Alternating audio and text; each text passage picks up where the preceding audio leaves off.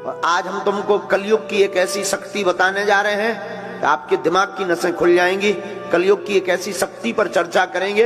अगर कोई चाहता हो कि हमें कोई हरा ना पाए, घर में, परिवार में, द्वार में, संसार में, समाज में, पॉलिटिक्स में, काम में, धाम में, तो आज की कथा सुन लेना, तुम्हें जिंदगी में कभी हार का मुंह नहीं देखना पड़ेगा। अगर आप लोग किसी विषय में हारना नहीं चाहते तो आज की कथा सुनो।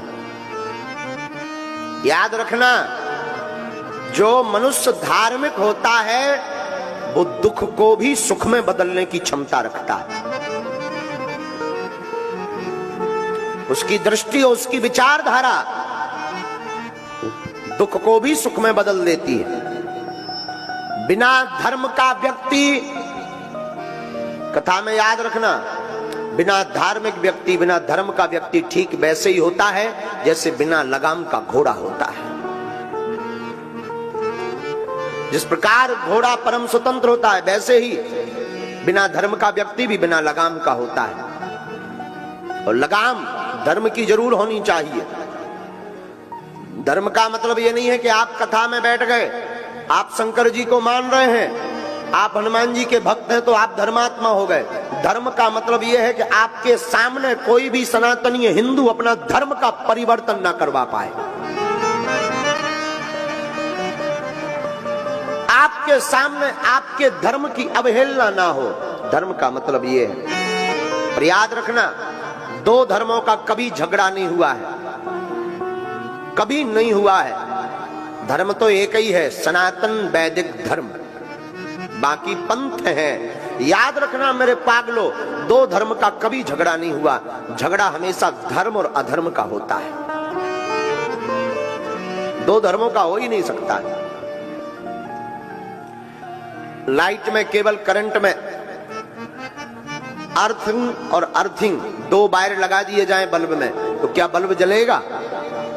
जवाब दीजिए, बोलिए। क्या करना पड़ेगा? अर्थ के साथ फेस देना पड़ेगा। हाँ जी या ना जी? न्यूट्रल के साथ में हाँ जी या ना जी? तभी जलेगा ना। वैसे ही दो धर्म की कभी लड़ाई नहीं होती, लड़ाई हमेशा धर्म और अधर्म की होती। तो आज हम आपको जो सूत्र देने वाले हैं, तुम अपने कर्म से मत भटको। दुनिया आपके ऊपर क्या कर रही, आपसे क्या कह रही, मत घबराओ। एक महात्मा नदी में स्नान कर रहे थे। स्नान करते करते वो देखते हैं कि एक बिच्छू बहता हुआ चला जा रहा। महात्मा को लगा कि हमें बचाना चाहिए वरना ये मर जाएगा। महात्मा ने अपना हाथ लगाया, बहते हुए बिच्छू को हाथ पर रखा और फेंकने की तैयारी की तो उसने डंक मार दिया, काट दिया। महात्मा के हाथ से बिच्छू गिर गया। महात्मा ने हाथ फटकारा, फिर वो बिच्छू भागने लगा, बहने लगा। महात्मा ने फिर हाथ लगाया और हाथ पर रखा। वो बिच्छू ने फिर काट दिया, वो फिर गिर गया। महात्मा ने फिर हाथ फटकारा। विदिन 50 बार बिच्छू ने काटा, हाथ नीला पड़ गया, जहर चढ़ गया, हाथ में सुन्नपन आने लगा। नदी के किनारे हमारे तुम्हारे जैसा कोई एक सज्जन खड़े हुए थे। उन्होंने कहा, ये बाबा पागल हो क्या तुम?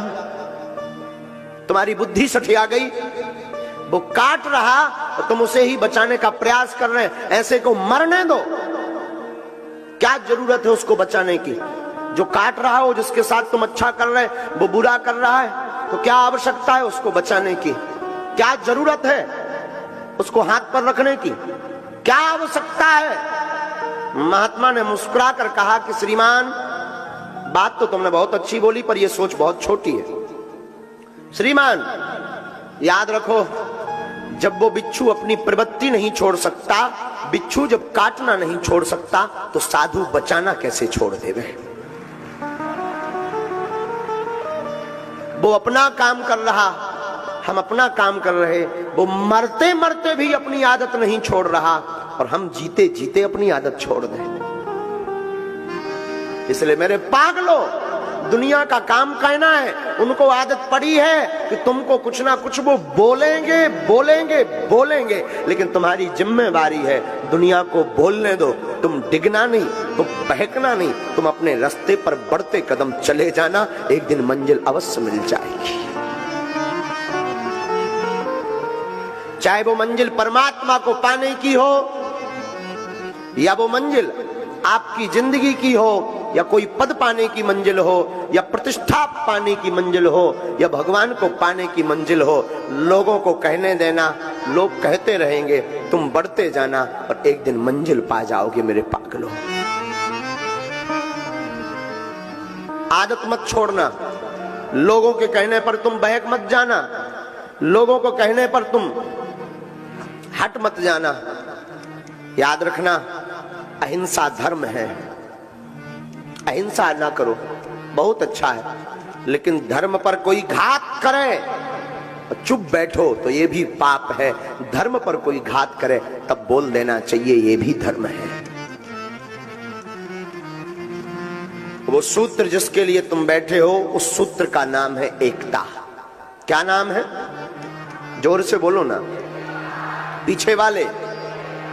त्रेतायाम मंत्रम शक्तिश्च ज्ञान शक्ति कृते युगे, द्वापरे युद्ध शक्तिश्च संघे शक्ति कलियुगे। त्रेता युग में मंत्र की शक्ति थी, सतयुग में ज्ञान की शक्ति थी।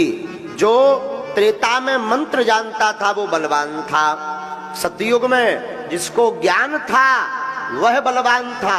और द्वापरे युद्ध शक्तिश्च, द्वापर युग में जो युद्ध जीतने की कला जानता था वह बलवान था। लेकिन कलयुग में ये तीनों नहीं है, कलयुग में संघे शक्ति कलयुगे, कलयुग में एकता ही शक्ति है, वही बलवान है। जिसकी एकता वो बलवान। इसलिए साधुओं, एकता चाहे घर की हो, परिवार की हो, भाई भाई की एकता हो, या फिर समाज की एकता हो, अथवा हिंदुओं की एकता हो, जो एक